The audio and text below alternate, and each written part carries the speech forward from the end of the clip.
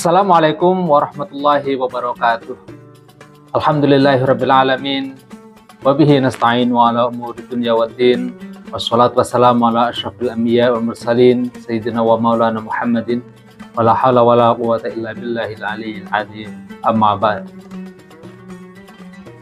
Ayyuhal ahibba, puji syukur kita kepada Allah Subhanahu wa taala karena kita masih mendapatkan karunia yang luar biasa, khususnya kesempatan, waktu, dan juga kesehatan untuk menjalankan perintah-perintah Allah, khususnya melaksanakan puasa Ramadan pada tahun ini. Semoga apa yang kita lakukan selama bulan Ramadan ini bisa menjadi keberkahan untuk kita dan diterima oleh Allah Subhanahu wa taala. Ayyuhal ahibba, di antara nama bulan Ramadan adalah Syahrul Quran atau bulan Al-Quran. Disebut dengan bulan Al-Quran karena di dalamnya Allah menurunkan Al-Quran kepada Rasulullah SAW. Sebagaimana firman-Nya, A'udzubillahi minasyaitonirrajim, Bismillahirrahmanirrahim. Syahrul Ramadan alladzi unzila fihi al-Qur'an hudal lin-nasi wa bayyinatin minal huda wal furqan. Al-Quran turun kepada Rasulullah SAW tidak langsung seutuhnya, sebanyak 114 surat kepada Rasulullah. Tapi di sana turun perlahan-lahan sesuai dengan waktu dan kondisi. Ada kalanya di sana ada sebab-sebab khusus kemudian Allah menurunkan Al-Quran, tapi ada kalanya Al-Quran itu turun sedemikian kepada Rasulullah SAW. Sepeninggalan Rasulullah SAW, Abu Bakar menerima mandat atau menerima amanah yang begitu besar, yakni setelah peninggalan para sahabat Nabi, 70 sahabat Nabi hufadzul Quran meninggal dalam perang Siffin. Disinilah kemudian muncul ijtihad untuk mengkodifikasi Al-Quran. Awalnya para sahabat menentang, termasuk Zaid bin Sabit yang kemudian memimpin ijtihad ini. Tapi kemudaratan yang lebih besar di sana membuka pintu hati para sahabat, kemudian mengumpulkan Al-Quran menjadi dalam satu buku kodifikasi. Setelah itu, pada masa Utsman bin Affan, bersamaan dengan meluasnya wilayah-wilayah Islam, di sana ada Arabi dan A'jami. Ketika Islam menyebar di wilayah-wilayah A'jami, non-Arab, mereka tidak bisa membaca Al-Quran. Mereka tidak bisa berbahasa Arab. Jadi ketika membaca Al-Quran, mereka mengalami kesalahan lafaz, mengalami kesalahan makhraj ataupun harokat-harokat. Padahal kita tahu harokat di dalam bahasa Arab bisa mempengaruhi makna. Oleh karena itu Utsman bin Affan kemudian berijtihad untuk mengkodifikasi Al-Quran kembali dan ditulis ulang menjadi 6 atau dalam satu riwayat 7 contoh atau 7 eksemplar Al-Quran yang masing-masing dikirim ke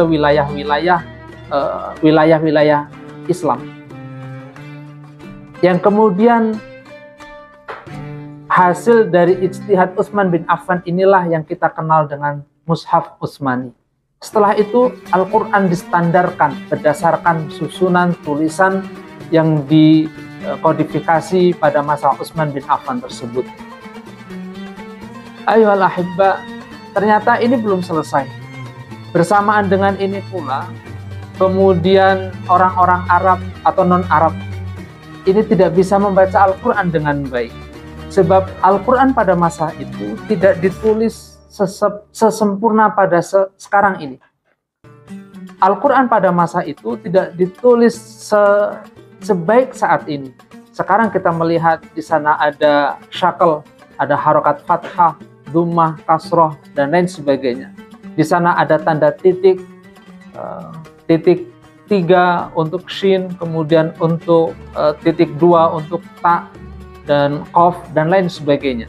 Pada masa Rasulullah SAW, Al-Quran tidak ditulis seperti itu. Tidak ada syakl, tidak ada tanda titik pada setiap huruf-hurufnya.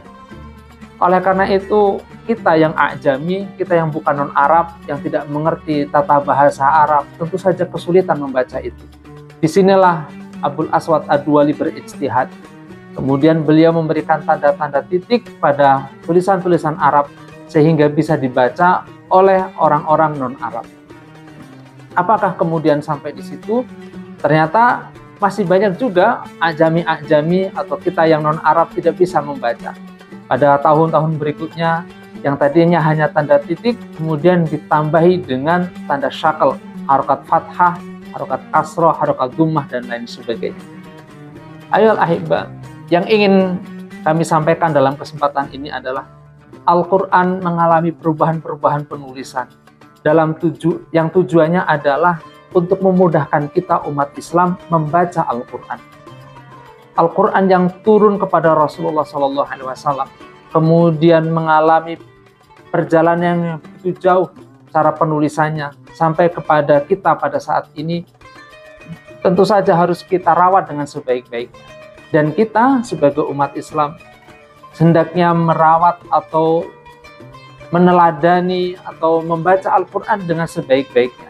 Di sana ada beberapa tata krama bagaimana kita memanfaatkan atau mempelajari Al-Quran, atau kita sebut dengan adab dalam membaca Al-Quran.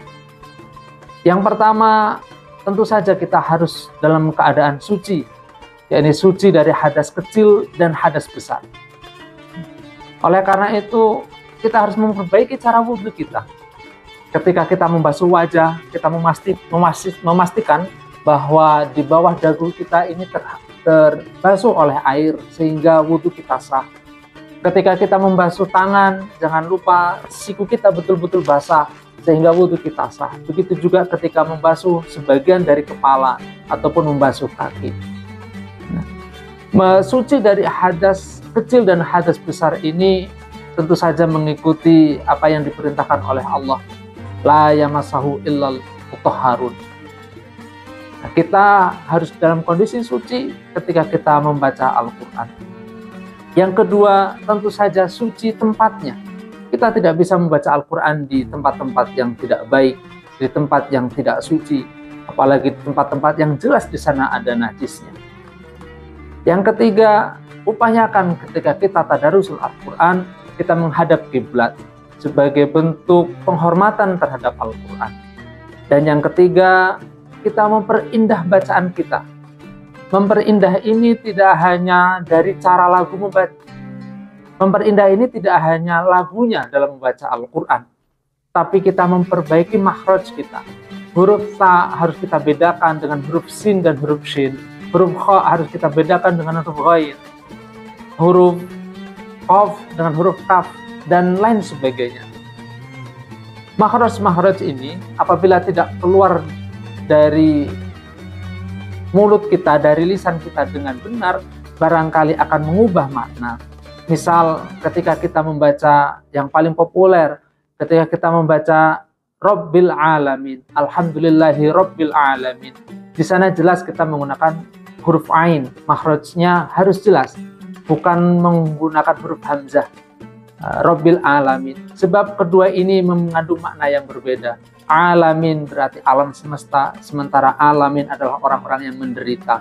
Atau kita ketika membaca huruf ghairil maghdubi alaihim, di sana menggunakan huruf ghain, bukan huruf kha, sebab khair dan ghair memiliki makna yang berbeda. Inilah yang kami maksud dengan memperindah bacaan Al-Quran. Tentu saja ketika kita sudah terbiasa dengan bacaan-bacaan ini, insya Allah akan berlanjut dengan lahan atau nada-nada bacaan yang lebih baik lagi. Dan yang terakhir adalah kita menempatkan Al-Quran di posisi yang baik. Dulu kami mendapatkan pendidikan dari guru-guru kami bahwa Al-Quran itu harus berada di posisi yang paling baik. Apabila kita meletakkan Al-Quran bertumpuk-tumpuk, maka Al-Quran harus yang ada di paling atas. Apabila kita membaca Al-Quran, hindarilah Al-Quran digeletakkan di atas. Hindarilah meletakkan Al-Quran di lantai. Kita pangku Al-Quran atau kita letakkan di atas meja. Ketika kita membawa Al-Quran, kita letakkan Al-Quran di dada. Tidak seperti hanya membawa buku biasa dengan cara diteng-teng begitu. Tentu saja ini akan menghilangkan muru'ah ketika kita membawa Al-Quran atau meletakkan Al-Quran dengan cara yang tidak baik. Saya teringat pada masa kecil dulu, ketika Al-Quran itu tersobek, bahkan untuk membakarnya pun kami tidak berani. Karena begitulah pendidikan dari guru-guru kami, bahwa Al-Quran itu harus dimuliakan sedemikian rupa, diletakkan di tempat yang paling mulia. Oleh karena itu, mungkin ini bisa menjadi teladan bagi kita, bisa menjadi nasihat untuk kita, bagaimana kita memperlakukan Al-Quran pada masa kekinian. Berkaca kepada bagaimana Al-Quran dulu dikodifikasi, berkaca bagaimana Rasulullah menerima Al-Quran. Ada kalanya Rasulullah menerima Al-Quran sampai pingsan, ada kalanya Rasulullah menerima Al-Quran sampai menggigil, panas dingin. Dan begitulah sehingga kita menerima Al-Quran sekarang dengan bentuk yang sangat indah, sangat mudah dibaca. Maka tidak ada yang bisa kita lakukan kecuali dengan cara memperbaiki, memperindah, dan kemudian menghormati Al-Quran dengan penghormatan yang sebaik-baiknya. Ayolah ahibah, demikian yang dapat kami sampaikan. Semoga bisa menjadi nasihat untuk kita semua.